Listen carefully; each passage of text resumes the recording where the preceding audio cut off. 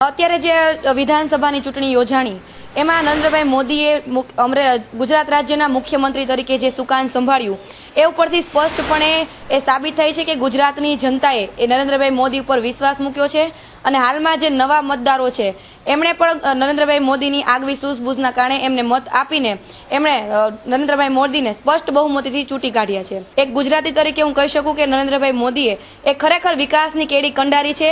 તેનો જવાબ તેમણે પોતાના વિકાસ કાર્યો દ્વારા તમામ ગુજરાતની જનતાને આપી દીધું છે અને કોંગ્રેસના મહાનુભાવોએ પણ એવું સાબિત કરી બતાડ્યું છે।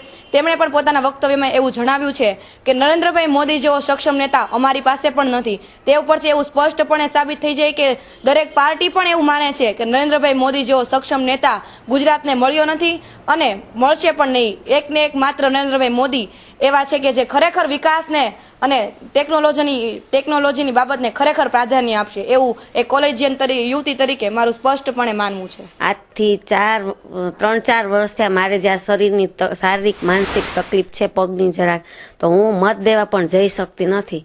પણ આજે આ વખતે મને એમ લાગ્યું કે જરા ગુજરાતનો જો આટલો બધો વિકાસ જો નરેન્દ્ર મોદીએ કર્યો હોય તો આપણે આ માટે મત આપવા જવું જ જોઈએ એમ। કારણ કે આટલો બધો વિકાસ તો આજે 4 વર્ષની અંદર બહુ સારો વિકાસ કર્યો છે નરેન્દ્રભાઈએ। આ માટે તો 2 વ્યક્તિને મારા ઘરેથી લઈને ગઈ ના મારે નરેન્દ્ર મોદીને મત આપવો જ છે અને આ માટે આ વિકાસ જો ગુજરાતનો આટલો બધો જો આગળ વિકાસ કરે તો આગળ શું ન કરશે એ લોકો કરશે જ, આગળ ખૂબ પ્રગતિ કરશે નરેન્દ્રભાઈ। મેં પહેલી વખત ભાજપને વોટ આપ્યો છે।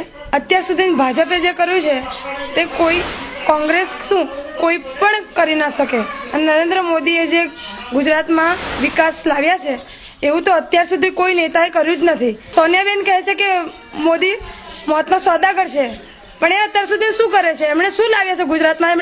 એમણે શું ઉન્નતિ લાવી છે ગુજરાતમાં અત્યાર સુધી? નરેન્દ્ર મોદીએ જે અત્યારે બહેનો રસ્તા પર હરીફરી શકે છે, કોંગ્રેસ વખતે શું ફરી શકતા હતા? એવી રીતે બહેનો પર કેટલા અત્યાચાર થતા હતા, બળાત્કારો થતા હતા।